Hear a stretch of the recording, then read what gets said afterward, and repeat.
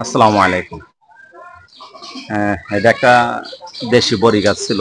এটার বড়িটা ভালো না।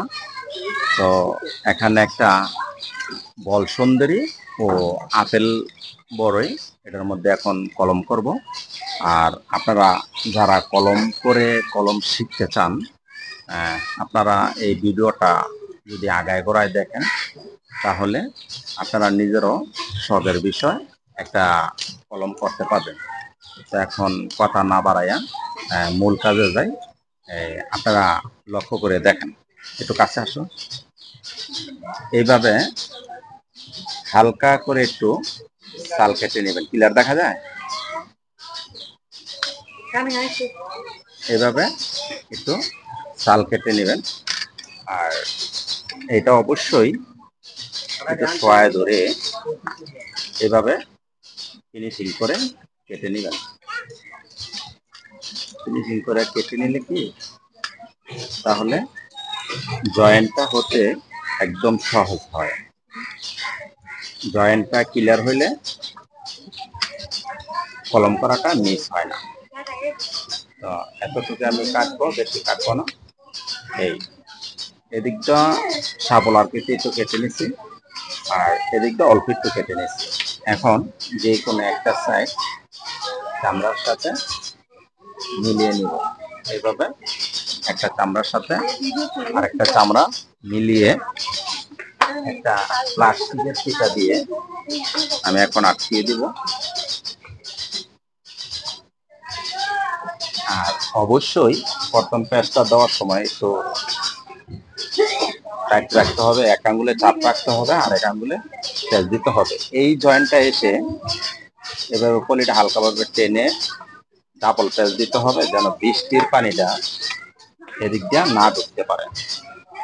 বৃষ্টির পানিটা ঢুকলে কি গাছটা পছন্দ করার সম্ভাবনা থাকবে।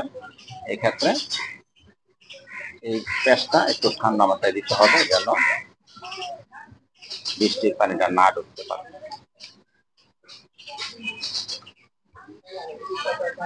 এই এভাবে পলিটা হালকা টেনে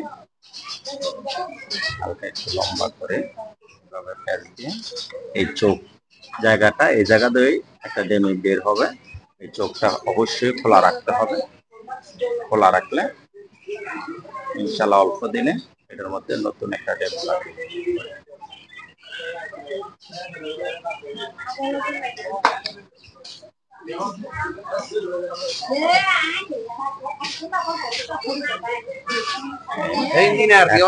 অবশ্যই এটার মধ্যে একটা ক্যাপ পরাই দিতে হবে। এখন এই এই ঠালটার মধ্যে আরেকটা কলম করবো আমি। দেখা যাচ্ছে দিকটা ক্লিয়ার? এই যে এই সাইডটা আমি হালকা একটু সাল কেটে নিব। ঠিক একই সিস্টেমে সাল কেটে এইভাবে একইভাবে আমি একটু সাল কেটে এই এভাবে সাল কেটে এই সাইডটা হালকা একটু পাতলা করে মিলিয়ে দেব। এই দেখো এই সাইডটা হালকা কাটছি, বেশি কাটেনি। হালকা কাটার উদ্দেশ্য হচ্ছে এই সাইডের ছালটা কিছুদিন পরে শুকায় যাবে। তো এই জায়গাটা যতটুকু আছে এতটুকুই থাইকা যাবে, এই জন্য আমি ছালটা কাটলাম না, এইভাবেই রেখে দিলাম। তো এখন আরেকটা ফিতা নিয়ে আমি এটা আটকায় দেব। আপনারা ঠিক আগায় গোড়ায় দেখার চেষ্টা করবেন, তাহলে আপনারা নিজেরাও একটি কলম শখের বিষয় করতে পারবেন।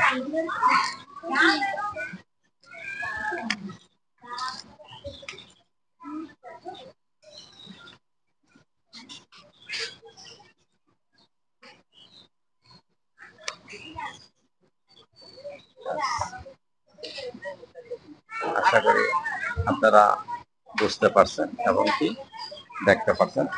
তো সবাই ভালো থাকবেন। কোনো কিছু জানার থাকলে অবশ্যই কমেন্ট করবেন, আমি কমেন্টের উত্তর দেব। তো সবাই ভালো থাকবেন। আসসালামু আলাইকুম।